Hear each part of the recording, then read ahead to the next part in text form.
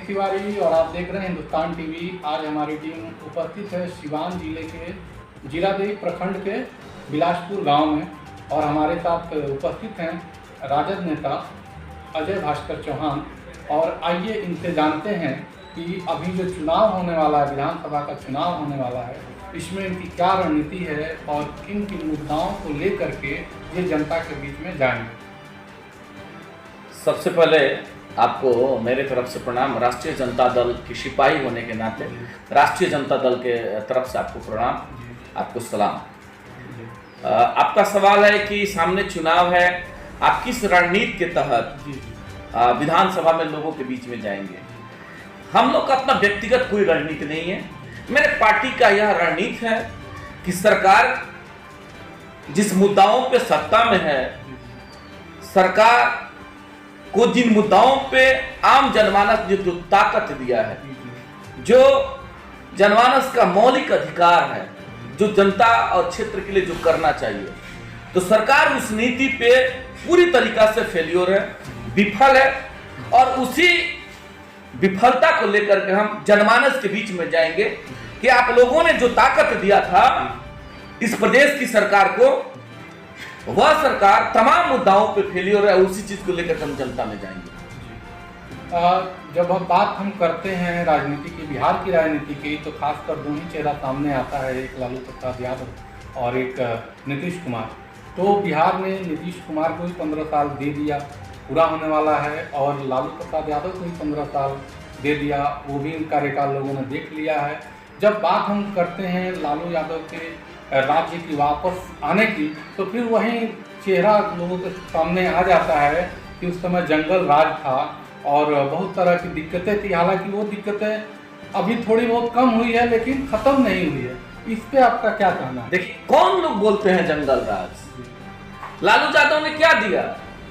आदरणीय नेता लालू यादव ने गरीब गुरबा, वंचित, शोषित, जो समाज के मुख्य धारा में लोग नहीं है, नहीं थे।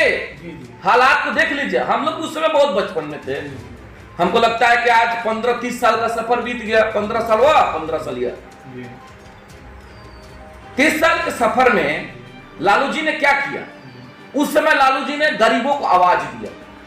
हम आपके सामने बैठे हुए हैं, हम एक नोनिया के बेटा है और यहां वर्तमान में मुखिया है, और विगत 15 साल से है। क्या माननीय मुख्यमंत्री नीतीश कुमार के दिए आरक्षण के बदौलत हम मुखिया थोड़े ना? मतलब आपका मानना यह है कि लालू प्रसाद यादव जो थे, अपने कार्यकाल के समय में सभी जातियों को एक बराबर लेवल पे लाने का, मैं उसी पे आना चाहता हूँ।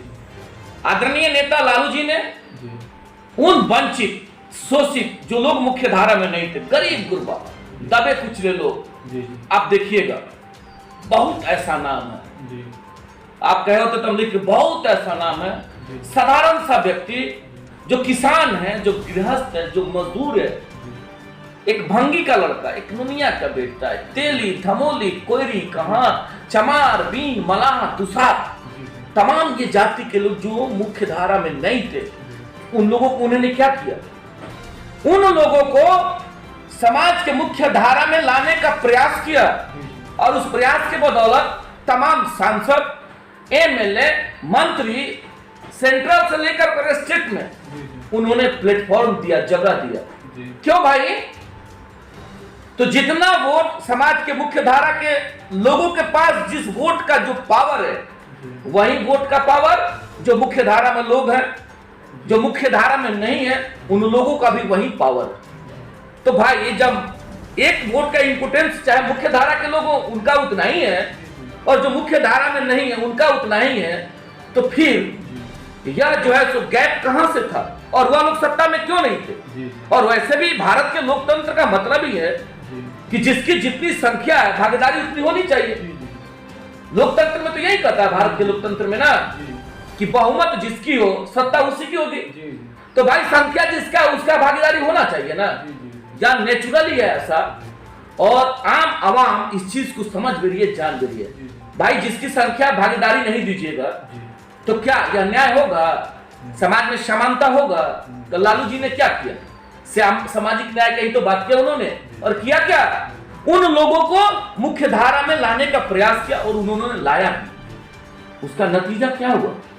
जो मुट्ठी भर लोग हैं जो मुख्य धारा में थे, उनको क्या परेशानी होने लगा? अरे भाई, नोनिया का बेटा, भंगी का बेटा, तेली धमोली कोयरी कहार का बेटा, चमार दुसाद का बेटा मंत्री बनेगा, एमएलए एमपी बनेगा, वो अभी अपने अधिकार की बात करेगा, अपने लोगों के लिए लड़ाई लड़ेगा, अपने लोगों के लिए आंदोलन करेगा, नए क्रांति का संचार करेगा, अपने अधिकार की बात करेगा। तो स्वाभाविक है कि जो लोग मुख्य धारा में बैठे कुछ लोग हैं जिनका कंसेप्ट, जिनका मानसिकता ही गलत है, उन लोगों ने कहना क्या शुरू किया कि लालू जी की सरकार जंगल राज है। और इस मंगल राज में क्या हो रहा है, मैं ये पूछना चाहता हूं आपके माध्यम से। उस सरकार की स्थिति जंगल राज थी, 15 साल का सफर रहा, तो लोगों ने क्या किया? उस जंगल राज को समझिएगा, उस जंगल राज को लोगों ने दरकिनार किया। मैं मान लिया, फिर क्या किया लोगों ने? जनादेश किसको दिया? मंगल राज के लिए। किसको? आदरणीय नीतीश कुमार। यही तो हुआ। हम काम अच्छा नहीं करेंगे, इस पद से लोग हमको हटा देंगे, तो जिसको लाएंगे किस लिए लाएंगे? अच्छा काम के लिए। तो जंगल राज को हटा दिया गया, मंगल राज लोगों ने ला दिया। हुआ क्या? जी, वही 15 साल के मंगल राज में मैं पूछना चाहता, हुआ क्या? क्या हुआ बॉस? क्या रहा? उन लोगों का क्या होगा? नहीं, आप क्राइम का ग्राफ देख लीजिए ना। वही चीजें हम आपसे क्वेश्चन में भी हमारे यही था कि वो सारी चीजें तो हटी नहीं। अपहरण, लूट, डकैती, ये सारी जो लालू यादव के समय में थी, थोड़ा सा ग्राफ कम हुआ लेकिन खत्म नहीं हुआ। और हमको लग रहा है कि बिहार से कभी खत्म होगा भी नहीं। और अभी सबसे ज्वलंत मुद्दा एक हमारे सामने है। हम किसी को मतलब किसी के अगेंस्ट में नहीं बोल रहे हैं, न लालू प्रसाद यादव के न नीतीश कुमार के। एक बिहार के लिए सबसे ज्वलंत मुद्दा है और हमारे लिए शर्म की बात है। और उस चीज़ के आप चश्मदीद गवाह भी हैं। अभी जो कोरोना महामारी जो फैली थी, उसमें आपने सैकड़ों लोगों को टेलीफोन के माध्यम से आपने उनके अकाउंट में पैसा भिजवाया, ये सारी चीज़ें आप किए। तो कहीं ना कहीं हमारे राज्य में, अगर हम पार्टी की बात नहीं करते, पॉलिटिक्स की बात नहीं करें, जेन्युइन सा सवाल है कि अभी तक किसी भी सरकार ने रोजगार के मुद्दों पे सही कदम नहीं उठाया है। और जो बिहारी हैं, एक बिहारी शब्द ही अपने आप में गाली है। जो बिहार के लोग बाहर में जाकर मेहनत मजदूरी करते हैं, उनको वहाँ के जो स्थानीय लोग होते हैं हे दृष्टि से देखते हैं। तो कहीं ना कहीं एक बिहारी होने के नाते मेरे भी मन में दुख होता है कि आखिर ऐसा क्यों? क्या बिहार में संसाधन की कमी है या इच्छा शक्ति की कमी है कि बिहार में रोजगार का सृजन नहीं हो सकता? देखिए, पहला आपका सवाल है कि कोरोना जैसे महामारी में आप कह रहे थे कि आपने बहुत कुछ किया। देखिए, मैं सिंपल से इस पे चर्चा करना चाहता हूँ। बहुत अच्छा इस पे आपने टॉपिक किया। हम तो केवल एक आम साधारण से व्यक्ति हैं। हम एक साधारण से व्यक्ति हैं और राष्ट्रीय जनता दल के एक साधारण सिपाही हैं। और आपने देखा था सोशल मीडिया के माध्यम से किसी भी व्यक्ति को या किसी भी सरकार को, वह चाहे ग्राम पंचायत के मुखिया जी हो, जिला परिषद के सम्मानित सदस्यगण हो, विधान परिषद के सदस्यगण हो, या विधानसभा के सदस्यगण हो, या लोकसभा के सदस्य महोदय हो या महोदया हो, जो लोग हो, लोग अपना शक्ति उनको क्यों देते हैं?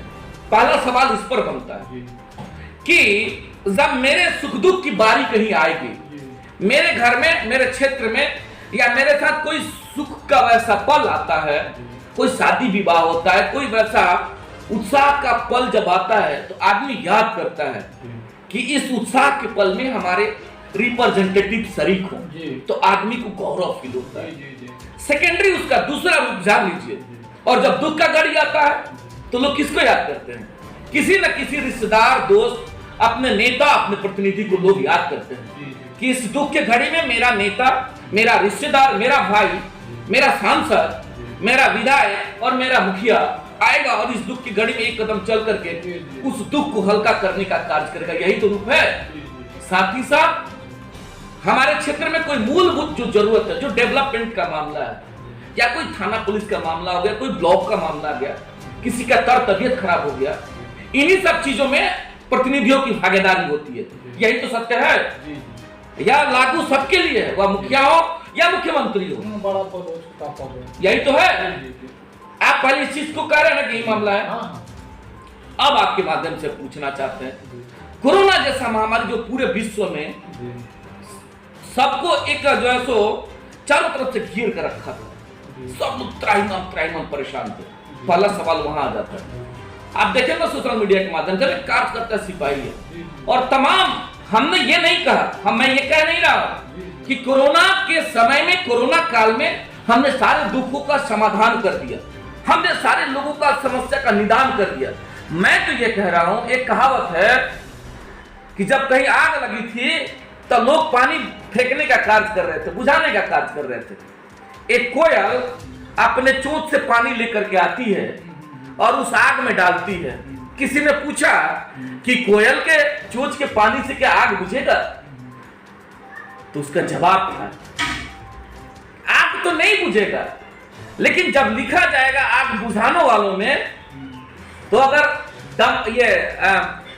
जो मशीन फायर ब्रिगेड, अगर फायर ब्रिगेड का नाम आएगा, जनमानस का नाम आएगा कि लोगों ने बाल्टी से फेंका था, फायर ब्रिगेड से आग को बुझाया गया, उस श्रेणी में कोयल का भी नाम आएगा कि कोयल भी एक बूंद उसमें पानी डाली थी, आग को बुझाने में वहां नाम उसका भी आएगा। ठीक उसी प्रकार कोरोना काल के समय में हमने सारे दुखों को हरा नहीं, लेकिन आप जैसे भाई कह रहे हैं ना कि आपने बहुत सारे लोगों का मदद किया था। मेरा प्रयास था राष्ट्रीय जनता दल के सिपाही होने के नाते उन तमाम, उस दौर में जो लोग परेशान थे, उनके परेशानी में एक कदम चल करके उनके सुख दुख का साथी बनने का मेरा प्रयास था और हमने किया भी।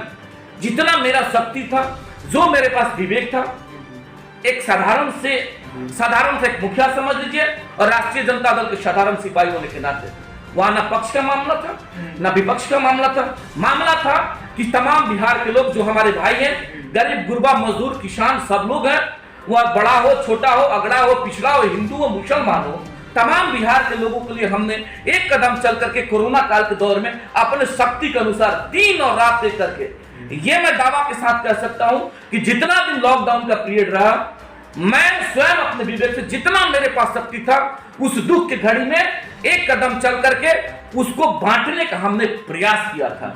लेकिन मैं आपके माध्यम से पूछना चाहता हूं, जो लोग सत्ता में हैं, आप बतवा दीजिए, उनको आने वाले समय में जनता खुद जवाब दे देगी। जो लोग सत्ता में उनसे पूछ लीजिए, जितना दिन लॉकडाउन का टाइम था, एक क्लिप जरा वीडियो दिखवा दीजिए हमको, उन लोगों ने एक दिखवा दीजिए जी। वो सारी चीजें मैं भी देखा हूं। नहीं, मैं वही पूछ रहा हूं और मैं आरोप नहीं लगा रहा हूं, बड़े भैया मैं आरोप नहीं लगा रहा हूं, मैं ये पूछ रहा हूं कि आप उस समय कहां थे? नहीं तो उन लोगों का जनता जो है इंतजार कर रही है, स्वागत आने दीजिए, समय आने दीजिए।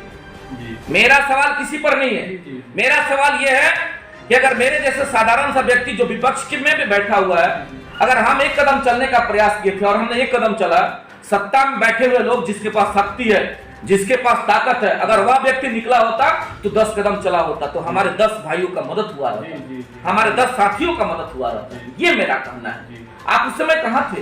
एक क्लिप दिखवा दीजिए, एक वीडियो दिखवा दीजिए। हम तो हैं इधर बॉर्डर क्षेत्र के ना, हमारा तमाम वीडियो हमने तो सब सोशल साइट पे दिया था और सोशल साइट पे देने का कोई मकसद नहीं था कि लोग हमको जाने। मेरा एक मकसद था सोशल साइट पे जाने का। एक दो लोगों ने हमको ट्रोल किया कि मुखिया जी या अजय जी ये दिखावा है। मैंने कहा कि ठीक है, आपको लगता है दिखावा है। मैं ये कह रहा हूं कि अगर एक साधारण सा आ जाए, एक साधारण सा आम आदमी अगर 10 लोगों को मदद किया, तो आप नजीर लेकर के जिसके पास ताकत है 1000 लोगों को मदद करिए। ये संदेश जाएगा, सोशल अवेयरनेस लाने का हमने प्रयास किया था। हो सकता है जी, हो सकता जुड़े भी थे। आप देखिएगा, हमने अब मेरा टोटल रिकॉर्ड है कि हमने कितने लोगों को आर्थिक मदद किया है, और आर्थिक जो हमने मदद किया था, ऐसा नहीं कि जिलाधी क्षेत्र के लोग हैं, ऐसा नहीं है मुड़ियारी पंचायत के लोग हैं। हमने वैशाली, बक्सर, छपरा, नालंदा, नवादा, जो मेरे से होने वाला था, हमको जो लगा, हमने उन लोगों को आर्थिक सहयोग करने का प्रयास किया था। इसलिए किया था कि जब उसके घर में, चूंकि यहाँ से बैठ करके हम नहीं पहुंचा सकते थे, तो अगर 1000 कहीं किसी भाई के घर में अगर हमने पहुंचाने का कार्य किया, तो आप उस दर्द को समझिएगा। अगर उस पैसे से 10 केजी भी आटा खरीद के लाया होगा, तो कम से कम 10 वक्त अपने परिवार के साथ रोटी और नमक खाया होगा। हमने ये प्रयास किया था। बाकी कोई मेरा वैसा कुछ नहीं था कि मेरे किसी पे उंगली उठाना या कोई लड़ाई भिड़ाई करना, हमने इस माध्यम से प्रयास किया था। लेकिन मैं पूछना चाहता हूँ, विपक्ष में होने के नाते, और मेरा ये दायित्व है और जनता ने हमें मैंडेट इसीलिए दिया है विपक्ष में बैठ करके तमाम पक्ष में बैठे हुए लोगों के कार्यों का अवलोकन करना। उस नाते मेरा सवाल है कि आप कहां सो गए थे और क्यों, और आपने जनता ने ताकत किस लिए दिया था? केवल आप सुख के समय रहिएगा।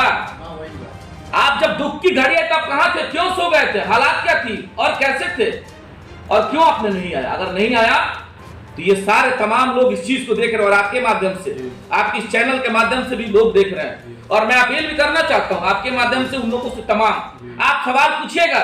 अगर उस चैनल में अजय चौहान भी आता है तो आप सवाल पूछिएगा।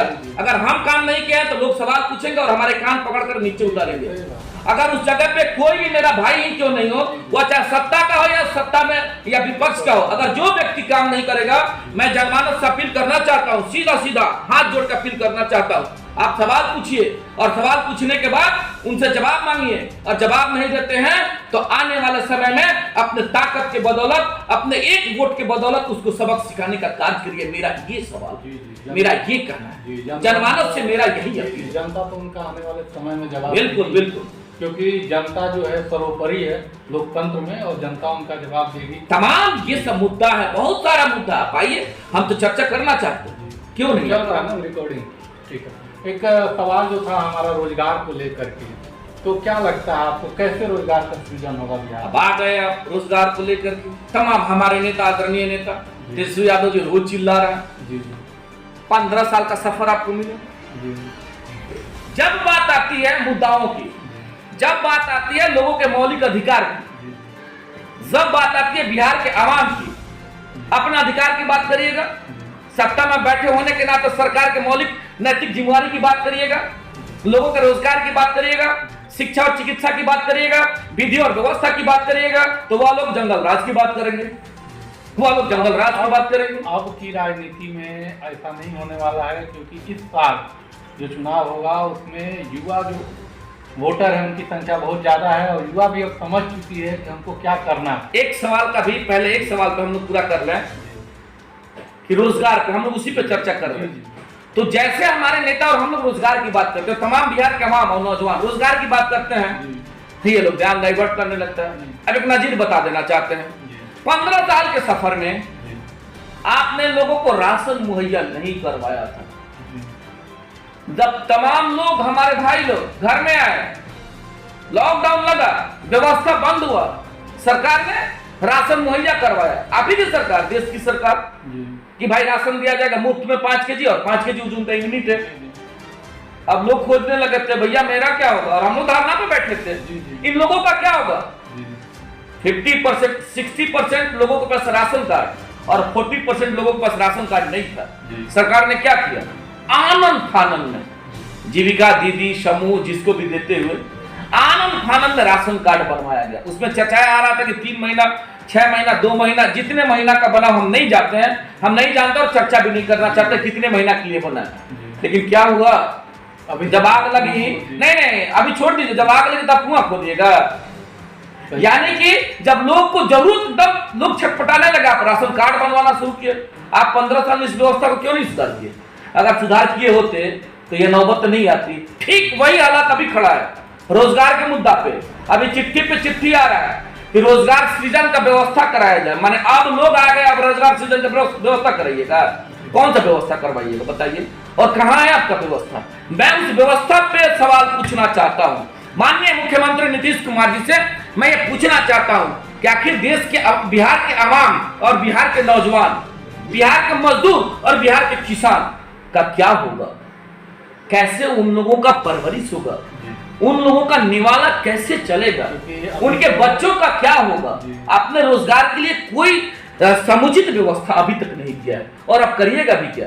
अब तो आप लगे अपने चुनाव में, आपको तो वर्चुअल रैली की बात आ रही है, अपने लोगों के, अपने जैसे कार्यकर्ताओं में आप चुनाव की बात कर रहे हैं, तो आप तो कहीं रोजगार की बात कर रही हैं। और हमारे नेता आदरणीय तेजस्वी यादव जी तमाम हर वक्त वह तो कह रहे हैं कि आप चुनाव का तिथि आगे बढ़ा दीजिए, वह तो कह रहे हैं चुनाव का तिथि आगे बढ़ा दीजिए। अभी बिहार के आवाम का चिंता करिए, बिहार के लोगों के हक हुकूक का चिंता करिए, आप उस पे आइए ना। अच्छा मान लीजिए अगर इस बार जो बिहार की जनता है तेजस्वी सरकार बनाती है, तो क्या रोजगार की जो समस्या है वो खत्म हो जाएगी? आदरणीय नेता तेजस्वी यादव जी ने, तेजस्वी यादव का जो चिंतन है, चिंता नहीं चिंतन है कि जैसे लोगों का जनादेश मिलेगा, लोगों का जैसे ताकत मिलेगा, पहला काम क्या होगा, समाज के मुख्य धारा में उन लोगों को लाना जो मुख्य धारा से वंचित है। उसमें ऐसा नहीं है कि उसमें वंचित केवल मुनिया का बेटा है, ऐसा नहीं है कि उसमें वंचित केवल चमार का बेटा है, ऐसा नहीं है कि उसमें वंचित केवल मलाह का बेटा है। उसमें अपर क्लास के लोग भी वंचित हैं जो मुख्य धारा में नहीं, और उसमें लोअर क्लास के लोग भी वंचित है, उसमें हिंदू भी वंचित है, उसमें मुसलमान भी वंचित है। मतलब आपके कहने का मतलब जाति धर्म से ऊपर उठ कर पहला उनका स्टेप है कि उन लोगों को मुख्य धारा में लाना जो मुख्य धारा में नहीं है।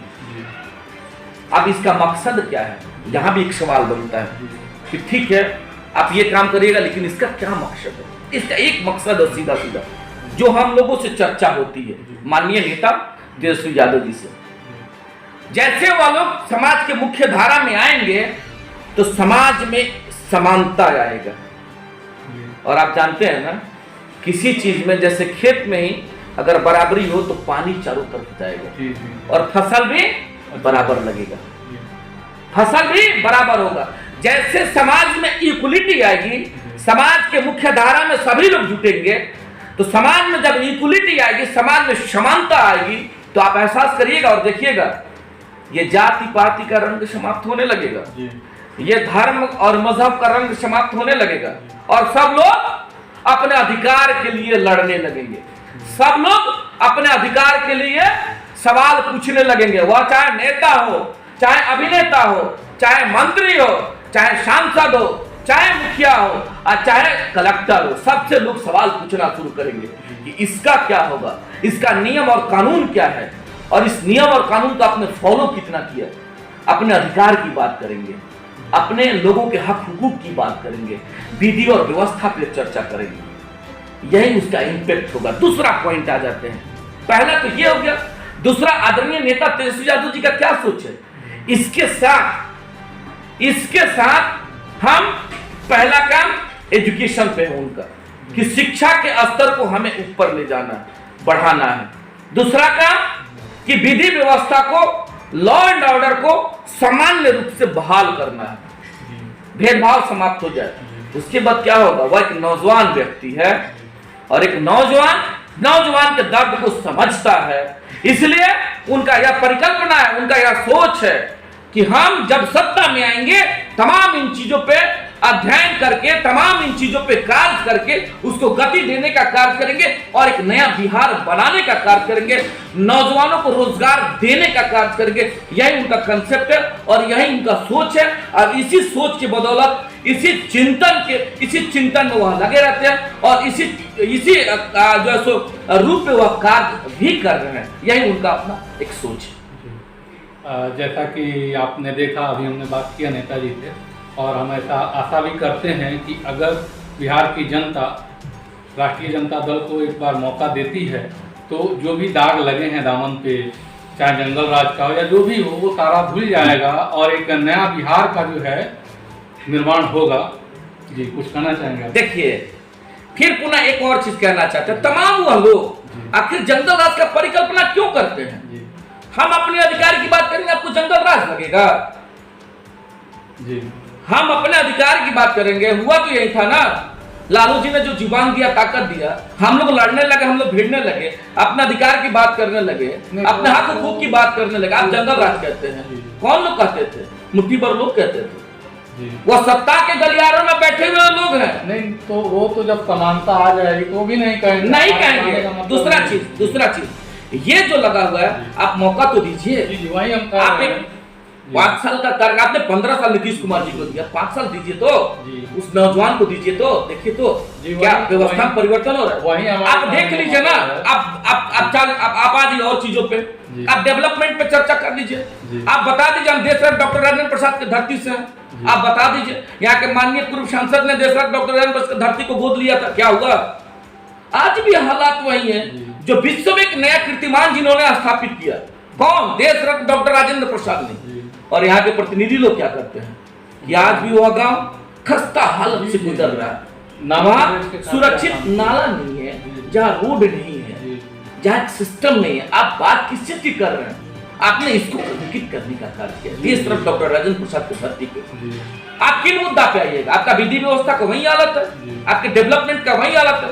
आप कहते हैं कि रोड देख लीजिए ना, अभी मेन रोड है आपके सामने, देख लीजिए, आप तो आए होंगे ना। और गांवों के सड़कों की हालत देख लीजिए ना, क्या हालत है। आप प्रधानमंत्री सड़क योजना को देख लीजिए, मुख्यमंत्री सड़क योजना से जितना रोड बना देख लीजिए, इस साल बनता है, अगले साल सब उजड़ जाता है। क्या यही है? यही व्यवस्था आपका है? यही विकास है? मतलब यही मान के चला जाए? बिल्कुल मानिए। और यहाँ की आवाम और विशेष करके मैं विनती करके कहता हूँ, उस श्रेणी में चाहे अजय चौहान हो, सत्ता पक्ष का कोई प्रतिनिधि हो या विपक्ष का भी हो, जो काम करेगा उसको हम उस चेयर पर रहने देंगे, जो नहीं काम करेगा उस चेयर से उसको हम बर्खास्त करेंगे, हटाएंगे। ये मेरा अपील होगा उन तमाम लोगों से जिसके पास शक्ति निहित है, उन तमाम मालिकों से जिनके पास, आपके पास जो पावर निहित है, उस पावर के बदौलत सरकार को बनाना है और सरकार को बिगाड़ना है। और सरकार में उसको ले आएंगे जो हमारे लिए, हमारे हक और हुकूक के लिए, हमारे क्षेत्र के लिए, हमारे नौजवानों के लिए, हमारे गरीबों के लिए, हमारे किसानों के लिए, हमारे मजदूरों के लिए जो काम करेगा उसको हम सत्ता में ले आएंगे। जो हमारे छूटे हुए लोगों को मुख्य धारा में लाएंगे उनको हम सत्ता में लाएंगे। यही मेरा अपील होगा आप तमाम लोगों से। मैं गुजारिश करूंगा, एक साधारण सा कार्यकर्ता होने के नाते मैं बार बार कहता हूं, मैं कोरोना काल के दौर में भी जब हम काम कर रहे थे तो हम चिल्ला चिल्ला के कह रहे थे, हम एक साधारण से व्यक्ति, मेरा ये कंसेप्ट नहीं है, हम एक साधारण से व्यक्ति, अगर हम निकल करके 10 लोगों को हमने मदद करने का कार्य किया है और तमाम सत्ता में बैठे हुए लोग अगर उस समय निकले होते तो 10,000 लोगों का मदद हुआ रहता और वह लोग हमारे कहते कि हमने जिसको अपना ताकत दिया था वह हमारा प्रतिनिधि, हमारे सुख दुख का साथी बना है, लेकिन उन लोगों ने ऐसा नहीं किया। आपका कहना बिल्कुल सही है, क्योंकि उस समय में पक्ष विपक्ष न देखते हुए लोगों की मदद करनी चाहिए थी। और हम आशा करते हैं कि बिहार में जो चुनाव होने वाला है इसमें लोग जाति, धर्म और संप्रदाय से ऊपर उठ करके वोट करें और एक समृद्ध बिहार की रचना हो। हमारा अतीत जो भी रहा हो, हमारा भविष्य उज्जवल हो। धन्यवाद।